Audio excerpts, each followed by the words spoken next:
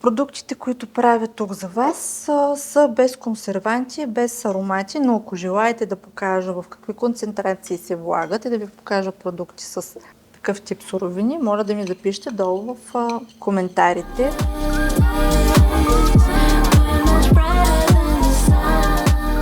Здравейте, добре дошли! Днес ще ви покажа как да направите в домашни условия гел за измиване на лице. Като искам да отбележа, че рецептите, които показвам тук, не са приложими за производствени условия. В никакъв случай. Ако имате нужда от рецепта, моля обърнете се към мен за разработка. Днес ще покажа как да си направите едно леко измивно гелче, което е подходящо за всеки тип кожа, което няма да изсуши вашата кожа, дори точно обратното, ще хидратира, ще омекоти, но ще я почисти достатъчно добре в дълбочина. Да започваме. Ще ни бъдат необходими вода, кокоглюкозиди, кокамидопропилбетеин, розова вода, глицерин, ксантанова гума и пантенолче. Ще започнем с измерването на кокоглюкозида и бетеина. Кокоглюкозида ще бъде вложен в 17%.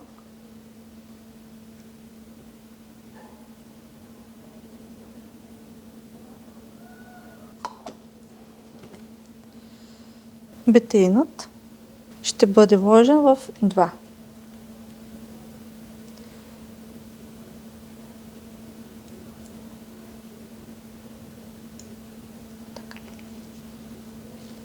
Когато правим продукти за измиване с повърхностно активни вещества, е много важно да изчислим предварително своето палово число.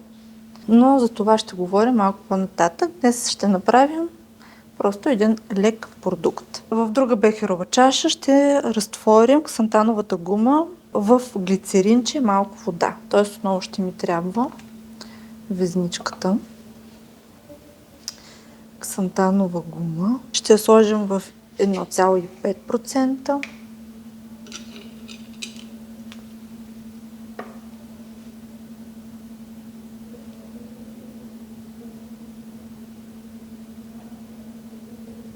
Тя е много лека.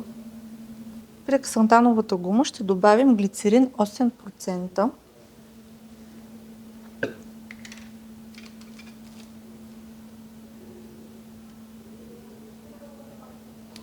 За да бъде по-лекичка формулата, да не дехидратира кожата. Така.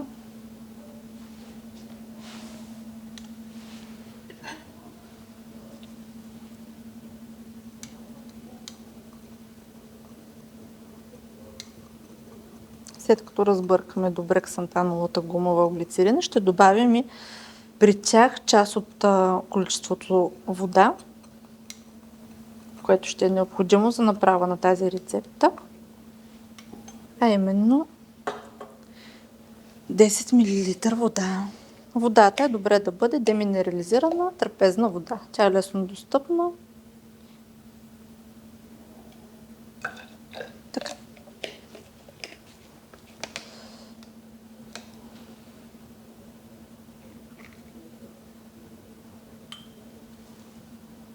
Разбъркваме добре. Ще е необходимо малко повече време, за да можете да се разтвори напълно продукта, т.е. ксантановата гума. Т.е. да се хидратира, така да се каже, от водата и глицерина. Не знам дали се вижда на камерата какво се получи, но да кажем, че е добре разтворена ксантановата гума. Оставяме ксантановата гума да набъдне добре, тъй като тя е полимер и иска малко време. Затова ще добавим другите компоненти, които ще бъдат вече в бехеровата чаша с кокоглюкозида и бетеина. Ще добавим останалото количество вода, а именно 39,5. С мерителния цилиндър много по-лесно може да отмерите точни количества.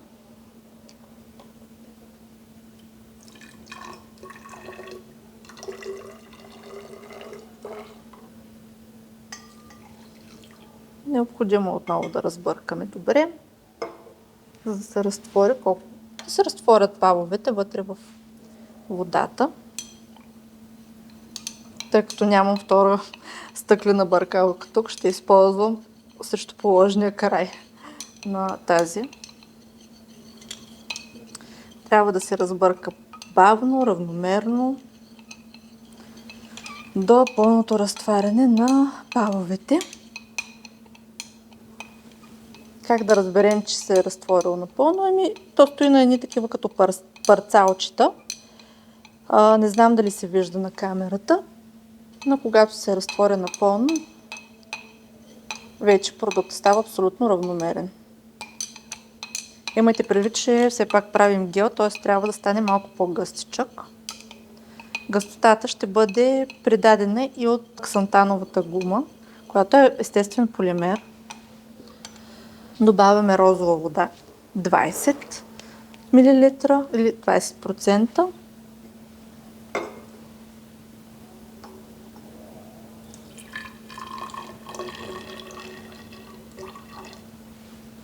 Продуктите, които правя тук за вас, са без консерванти, без аромати, но ако желаете да покажа в какви концентрации се влагат и да ви покажа продукти с такъв тип суровини, моля да ми запишете долу в коментарите. Ще се радвам, ако имате въпроси относно рецептите, ще отговоря на всеки един от вас. Ако желаете да видите сниман конкретен продукт как се прави, също ще се радвам да заснема такова видео, което ще ви бъде интересно.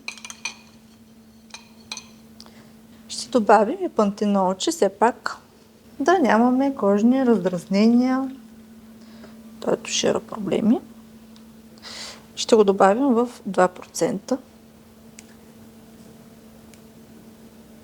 Така. Това водоразтворим изключително леко. Лека суровина. Идва ред да добавим ксантановата гума и глицеринът.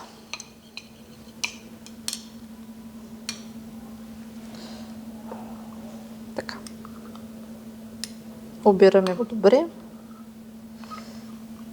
Всъщност може да си помогнем и с лъжичката, за да не е по-лесничко.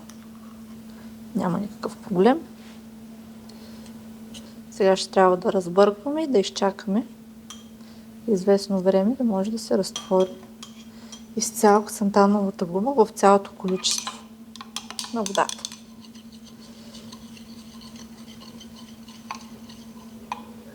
Ксантановата гума много лесно се разтваря във вода.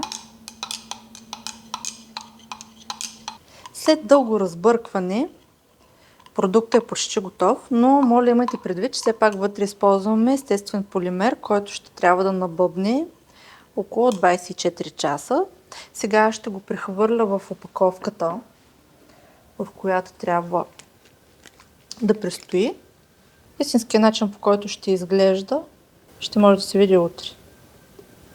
Реално. На този етап изглежда така.